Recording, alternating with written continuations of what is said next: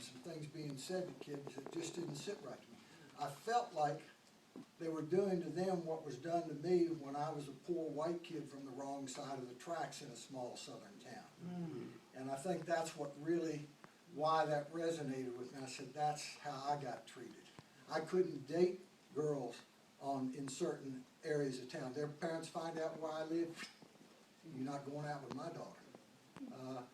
So I started paying attention, and the University of Virginia started what they called a desegregation center. And what they set up was they were trying to help school systems to be able to integrate their schools with a minimum of problems, trying to get everybody to understand what the issues were from every side you could possibly look at. Well, my school system was at least been interested. They didn't need any help. Well, of course, those are the very people who do. So what I did is took it on myself that I was going to do right by all the kids I was coming across, and I'd go to them and get help, say, look, what can I do? I'm dealing with this, I'm dealing with that, how can I go about getting this done? And they tried to get into the school system, said, no, we don't have anything going on. I was telling a lady here, two girls came crying to me because they said, there's a National Honor Society meeting, we're members, and they didn't include us. I didn't go to the principal, that was a waste of time. I went to the assistant principal and told him, I said, look, I got kids here, they're members of the National Honor Society, not the Black National Honor Society, the National Honor Society. They did not get invited. And there are more of them. I only happen to know the two that were in my class that felt like they could come and tell me. I said, we need to get this stuff straight, we better get some other stuff going. And I was only there that was probably my last year there, and I got a chance to get into an experimental program. But that started me, those men, and they stayed with me through my career. In fact, I acknowledge them in the book as they're the first people I acknowledged because they really started me on a career of trying to make race relations work. And that's basically how I got into this. And they say, write what you know. My friends were always saying, you need to write a book about your life. And I said, well, I'm not writing a book about my life, but I am writing a book about the kind of stuff that we've seen and dealt with.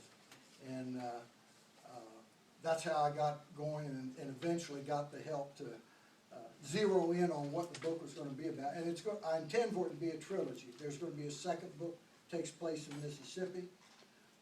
That one I've told people earlier, it opens with a lynching in 1937.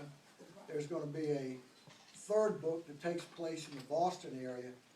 I don't know how many of you are familiar, but there's an enclave of well-to-do black people who own homes on Cape Cod. And one of my daughter's best friend from childhood's parents are part of that group. And I told them that I want to involve that story. I want to create the main character, the female character. I want her mother to have come from that family.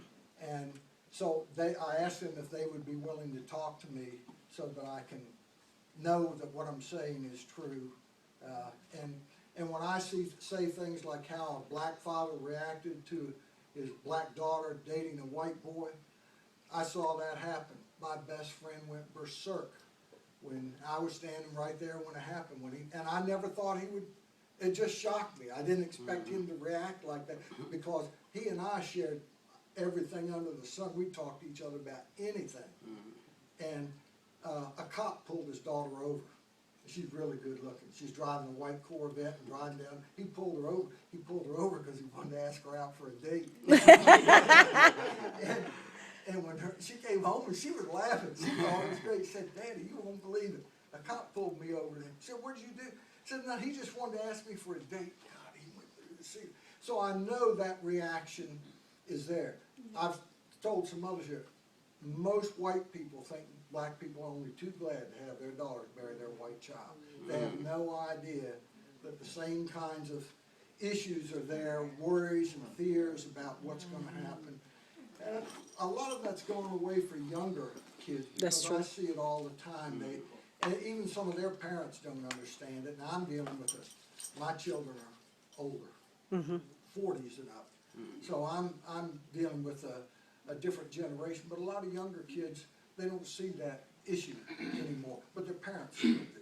And that's, so I deal with that issue in the book too. And that's true. And in his book, when I read it, and it's hard trying to talk without telling the story, but he did in one segment in that book when they had the interracial relationship, and like you said, the father went to the roof on that relationship. And nowadays with the terms like you say, black, I don't know what we are today. I don't know if we color, African Americans. We just say different things. And so when I read your book, the long story short of it, I was really almost brought to tears because I didn't really realize, but I knew, coming from Chicago, I didn't really realize how they had to hide in order to have this relationship. Meet me over to the next street, and just the risk. And even, I don't live here, but I heard about, and you guys could probably tell me about this interracial couple that was going to get married, and the state of Virginia would not let them marry. They had to leave the state. They got That one married there. out of state, but they had to leave state. They were going to put them in jail. Just for being And they a just couple. got rid of those laws a very short time ago. It hadn't been that long. They just weren't enforcing them, but miscegenation laws have been on the books in this state for, well, the state of Alabama, did you know that they just approved the amendment to get rid of slavery? Wow. The state of Alabama, Mississippi or Alabama, one of those two, finally just made the vote to make it final that slavery was no longer legal. That just happened about 2 weeks ago. Oh, wow. That's be all over the news. Wow.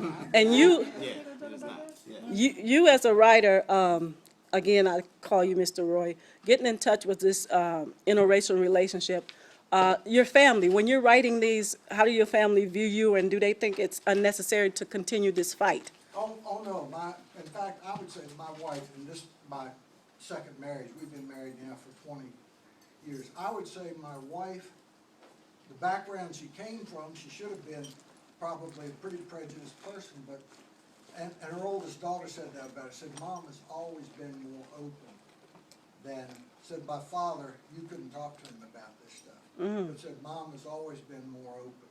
And my wife pretty much sees things the way that I do. She'll point out something. She said, did you hear on the news today? I mean, there's almost a story a day. Wow. Where people want to say there are no more racial problems. There are. It's There. every day. There's something somewhere in the news.